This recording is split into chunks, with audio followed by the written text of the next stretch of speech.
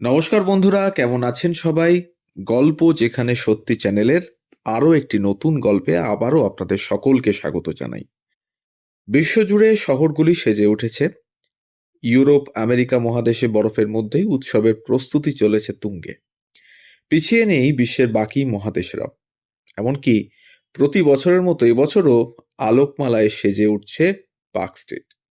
এত কিছুর মধ্যেই বড়দিনে অপেক্ষা থাকে যার, তিনি হলেন সকলের প্রিয়, হ্যাঁ ঠিক ধরেছেন, সান্তা ক্লজ। এমন এক ঐতিহাসিক চরিত্র নিয়ে কাহিনীও কিছু কম নেই, রয়েছে নানা দার্শনিক ভাবনাও।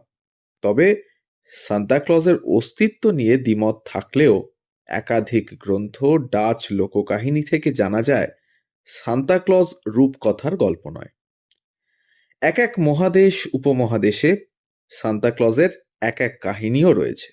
তবে এটি সত্য যে আজকের লাল টুপি পরিহিত এক দাড়িওয়ালা বুড়ো, যিনি ছোট থেকে বড় সকলের সান্তা, তিনি এমন দেখতে ছিলেন না। তার আসল নাম সান্তা ক্লজও নয়। তবে কিভাবে তিনি সকলের জন্য আনন্দের ফেরিওয়ালাও হয়ে উঠলেন, সেই কাহিনী জানতে বেশ কিছু লোককথায় ডুব দিতে হবে। আর আজ বলবো আপনাদের সেই সমস্ত গল্প। তাই আবারও মনে করিয়ে দিই, আমাদের চ্যানেলে নতুন হলে অবশ্যই আমাদের চ্যানেলটিকে সাবস্ক্রাইব করে একটু পাশে থাকবেন কিছু অজানা তথ্য পেতে। আর অবশ্যই অবশ্যই বেল আইকনটিকে প্রেস করে নেবেন যাতে পরবর্তী গল্প খুব তাড়াতাড়ি আপনাদের কাছে পৌঁছে যায় তার জন্য। আর আমাদের গল্প তথ্য যদি ভালো লাগে এতটুকু, তাহলে একটা লাইক, একটু কমেন্ট আর একটু শেয়ার করে দেবেন আমাদের গল্পগুলো কাছের মানুষদের সাথে, যাতে আমরা অনেক মানুষের কাছে পৌঁছে যেতে পারি খুব তাড়াতাড়ি। তাহলে শুনতে থাকুন গল্প যেখানে সত্যি। হ্যাঁ, যে এলাকা টার্কি নামে খ্যাত, চতুর্থ শতকে সেখানে এক ছোট্ট বন্দর ছিল। শহরটির নাম মায়রা। সেখানেই থাকতেন এক খ্রিস্টান বিশপ, সেন্ট নিকোলাস। সমুদ্র সফরের আগে নাবিকেরা তার কাছ থেকেই আশীর্বাদ নিতেন।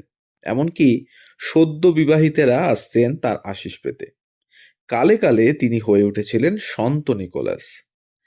লিসিয়ায় প্রকাশিত একটি বই, life works and miracles of our holy father Nicholas, archbishop of Myra, থেকে জানা যায় তিনি ছোট থেকেই দেবত্ব স্বভাবের অধিকারী ছিলেন। যদিও একটি ঘটনা যা তাকে শান্তা তৈরি করেছে সেটিরও উল্লেখ রয়েছে সেখানে। জানা যায় ওই শহরেই এক হতদরিদ্র পরিবার ছিল। 3 মেয়ের বিয়ে দেওয়ার মতো ক্ষমতাও ছিল না সেই পরিবারের। টাকা জোগাড় করতে মেয়েদের পতিতালয়ে পাঠানোর ভাবনাও ছিল তাদের বাবার। সেই কথা গোপনে কানে আসে নিকোলাসের। এরপর রাতে ওই ব্যক্তির ঘরে গিয়ে নিজের টাকার ব্যাগ রেখে আসেন নিকোলাস। পরের দিন সেই টাকা পেয়ে ব্যক্তি ভাবেন বোধহয় তা ঈশ্বরের দান। যদিও তৃতীয় কন্যার বিয়ের সময় ধরা পড়ে যান নিকোলাস। মুখে মুখে ফেরে তার এই আনন্দ ফেরির বিষয়টি। এরপর ধীরে ধীরে ওই এলাকার সন্ত হয়ে ওঠেন নিকোলাস। যদিও এই কাহিনীর সত্যতা নিয়ে প্রশ্ন তুলেছেন অনেক ইতিহাসবিদ, তা হওয়ারই কথা। তবে এই বইয়ের উপসংহারে সেন্ট নিকোলাসকেই সান্তা ক্লজে রূপান্তরিত করা হয়েছিল, যিনি সকলের দুঃখের পরিত্রাতা। গত 1500 বছর ধরে এমনভাবেই সান্তা ক্লজকে দেখা হয়। যদিও এখন আমরা রঙিন পোশাক পরা যে সান্তা ক্লজকে দেখি, সেই বইতে তেমন কোনো বর্ণনা পাওয়া যায় না। 1820 সালের দিন থেকে বড়দিন উপলক্ষে বিজ্ঞাপন দিতে দেখা যায় বিভিন্ন দোকানগুলোকে, এবং অনেক সময় পত্রিকায় বিশেষ সংখ্যা বের হতো যেগুলোতে প্রায় ছাপা হতো সান্তা ক্লজের সেই লাল টুপি পরা, বড় দাড়িওয়ালা, লাল জামা পরা ছবি। 1841 সালে ফিলাডেলফিয়ার একটি দোকানে তৈরি করা হয়েছিল সান্তার আকৃতির একটি মানুষ, যা দেখতে ভিড় জমিয়েছিলেন হাজার হাজার শিশু। 1822 সালে ক্লেমেন্ট ক্লার্ক মুর নামে এক বড়দিন উপলক্ষে লিখেছিলেন একটি কবিতা। সেটির শিরোনাম ছিল an account of a visit from saint Nicholas. এই কবিতায় যে চিত্র ফুটে উঠেছিল তার সারমর্ম হলো লাল পোশাকে সাদা দাড়িওয়ালা এক সন্ত 8টি হরিণ টানা গাড়িতে উড়ে উড়ে শিশুদের বাড়ি বাড়ি গিয়ে উপহার বিতরণ করছেন। 1881 সালে থমাস ন্যাস্ট নামক একজন আমেরিকান কার্টুনিস্টের আঁকা ছবি পত্রিকায় প্রকাশিত হলে সান্তা ক্লজের এই সাজ ব্যাপক খ্যাতি পায় এবং সেখানে সান্তার হরিণ টানা গাড়িতে চড়ে কাঁধে উপহার ভর্তি ঝোলা নিয়ে বাড়ি বাড়ি গিয়ে বাচ্চাদের উপহার দেওয়ার চিত্রও ফুটে ওঠে। এই ছবিটি গোটা বিশ্বে বেশ জনপ্রিয়তা পায়, আর এরপর থেকেই গোটা বিশ্বে সান্তা ক্লজের জনপ্রিয়তা আরও ছড়িয়ে পড়ে।